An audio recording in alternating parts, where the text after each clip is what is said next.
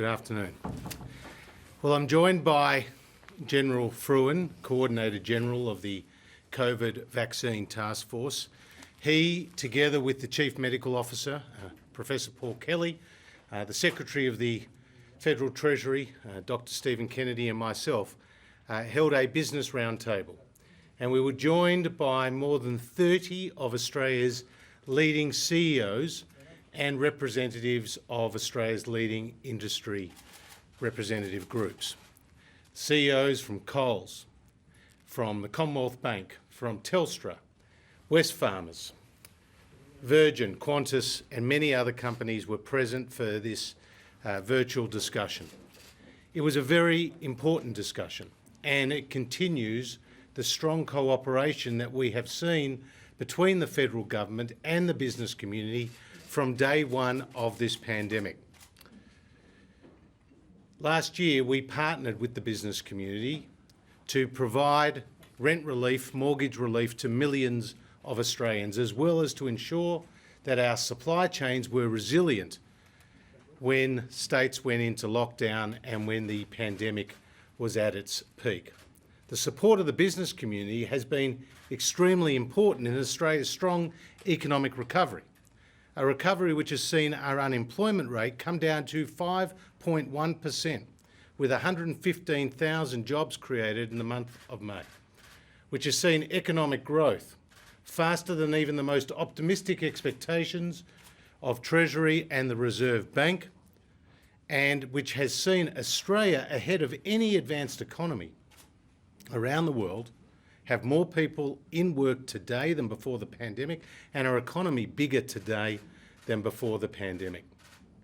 But today's cooperation with the business community came as we moved into a new phase of our COVID response, and in particular the acceleration of the rollout of the vaccine. More than 8.5 million jabs have been delivered across Australia.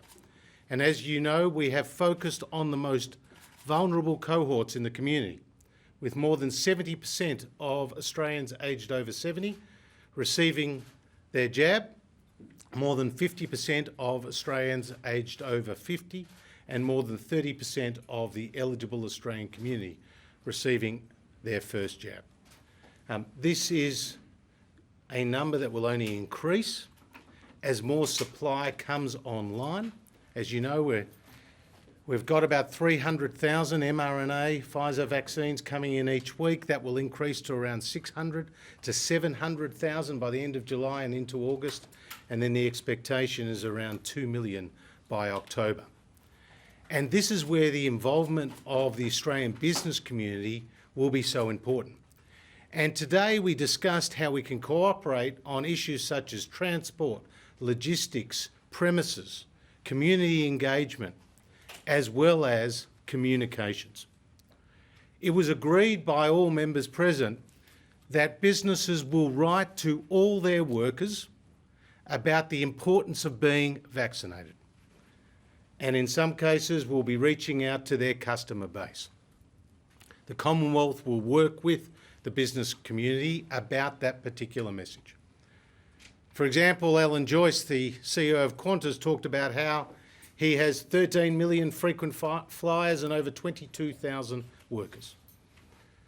We heard from the Minerals Council how their businesses, their members, reach out into Indigenous communities in the remotest parts of Australia and how they're willing to work with us to get that message about how important it is to vaccinate.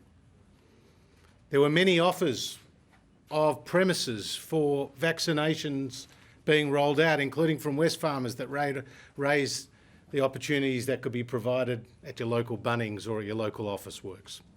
There was extensive discussion about a whole range of issues. It was a very productive, constructive meeting.